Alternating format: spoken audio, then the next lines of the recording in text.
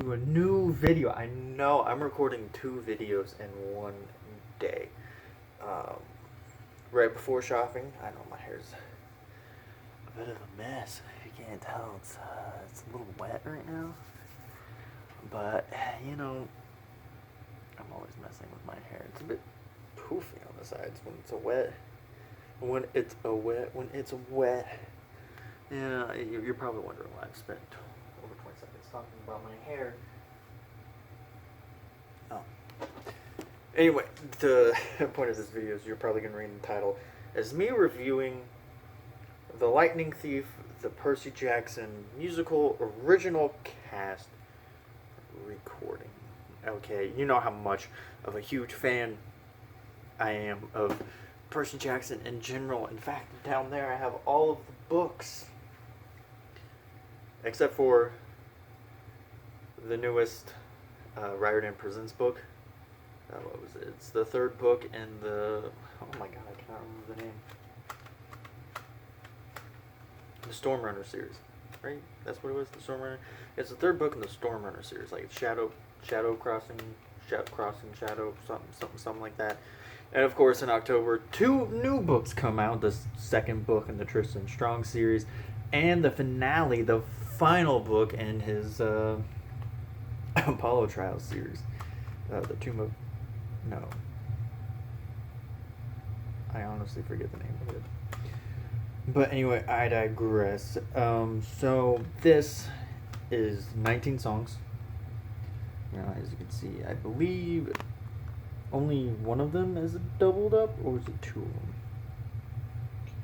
of them? 2 of them. Prologue, the very first track, Prologue, and The Day I Got Expelled. And this 3rd track is the Minataur plus The Weirdest Dream. Which makes sense because the Prologue is extremely short, and so is The Weirdest Dream.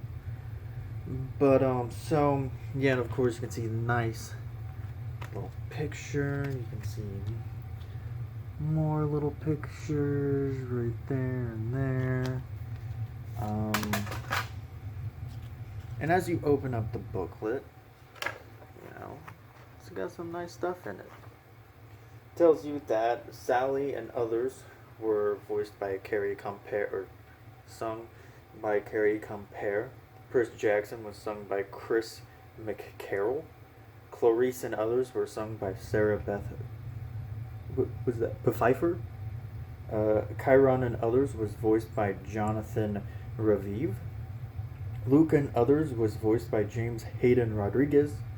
Grover and Grover / Mr. D is voiced by George Salazar. That's interesting.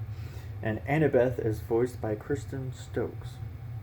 Again, this is the cast recording, so this was not ripped from the actual Broadway musical as it was performed, but in a studio, right? So they record these in a studio. And of course, you know, some nice pictures here and there.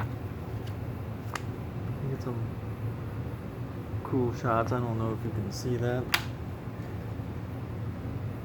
I don't know if that light did any better. I'm not turning on the main light.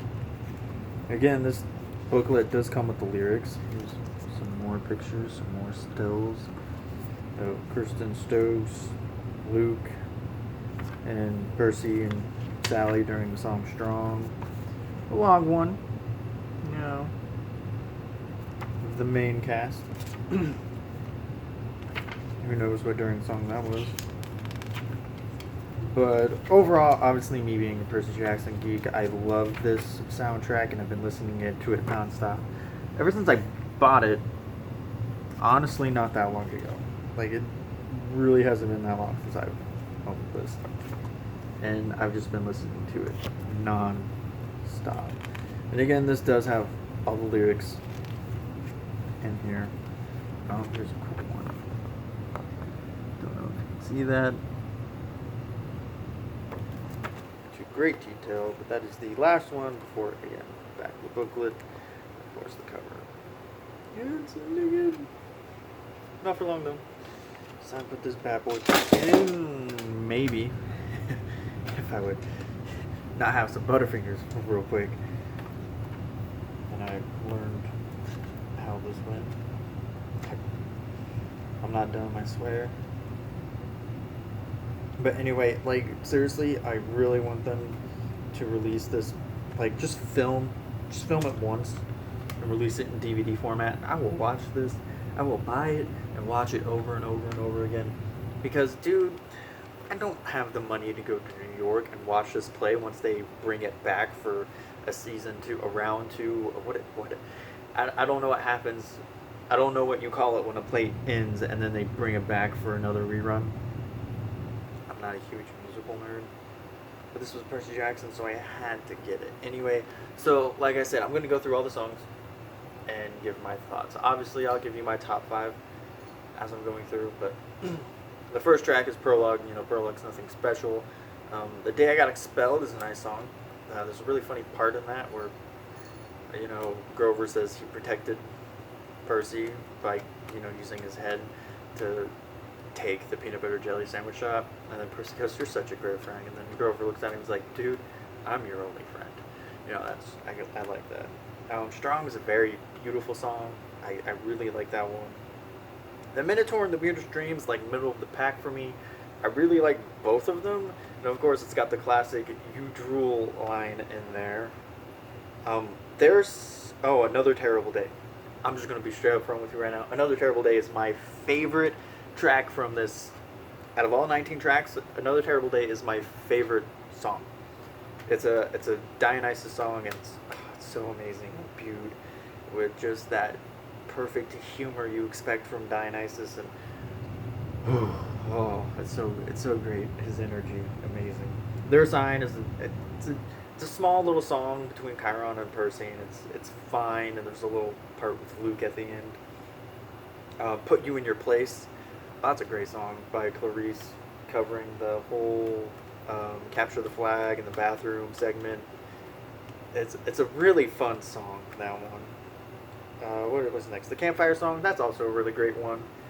I don't think it's in my top 5, but it's definitely a really fun song. And I find it a bit ironic when, you know, Percy goes, "Hey, Chiron, what about you?" And he's like, "Well, if you remember my lecture, he ate his children. My dad is Chiron." And Luke goes, "All right, Chiron wins for worst dad of the year." Yeah, he's helping Chiron. He's helping Kronos. You know, the very person Chiron was talking about being his dad. And Luke's like, "All right, you win for worst dad of the year, Kronos, worst dad, yet you're helping him to overthrow your parent." It's ironic. The Oracle, it's a short little song, nothing too special. It's just kind of a lead-in song, but it's nice that it's there. It's also funny when they're relaying the quest, the first 2 being optimistic. It's like, you'll be betrayed by a friend, and then you'll fail to save what matters the most in the end. And it always goes, and it's like, oh, okay. Still doing that, I guess. Good Kid. That is a fantastic song. It's definitely Percy's best solo song in this entire album. And from what I understand, it was cut from the actual musical, I think.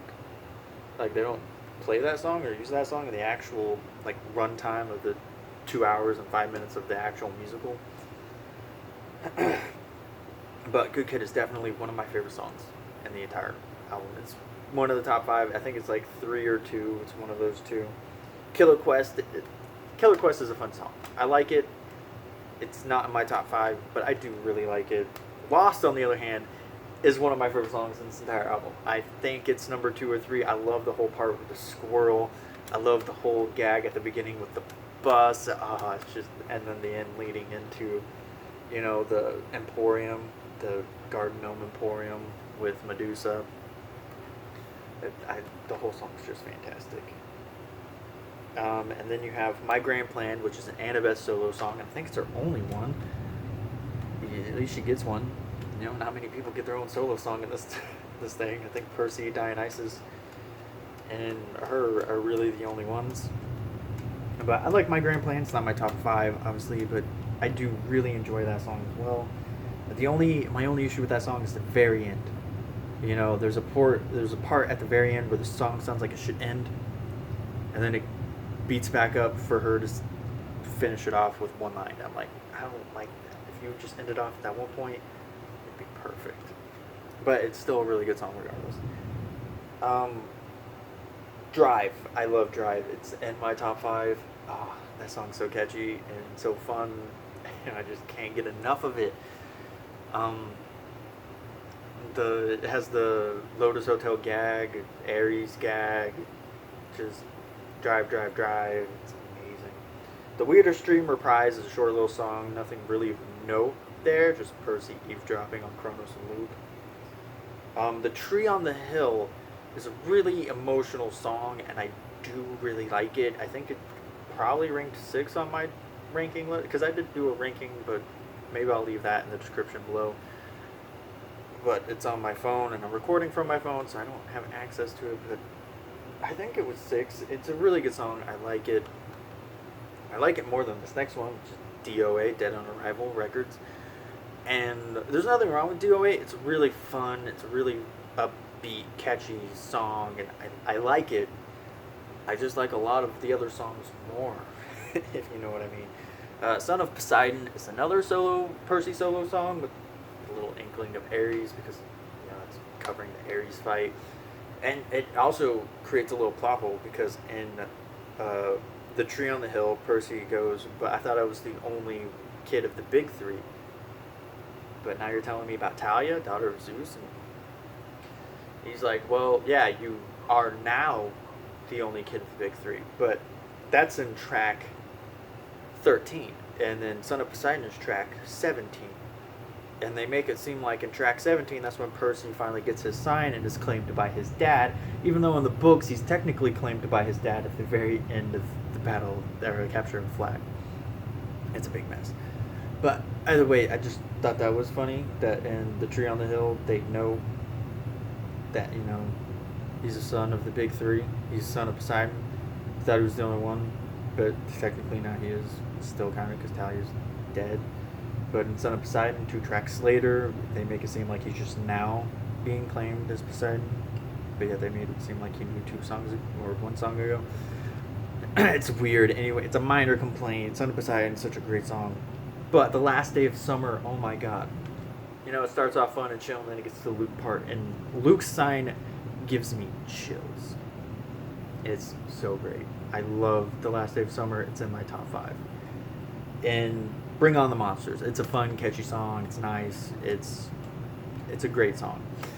Anyway, a lot of the songs on here are really great and really just fun and energetic or emotional, And as far as the singers go, I think, Percy does a fine job. But Grover is hilarious in his songs, as either Grover or Mr. D, for that matter.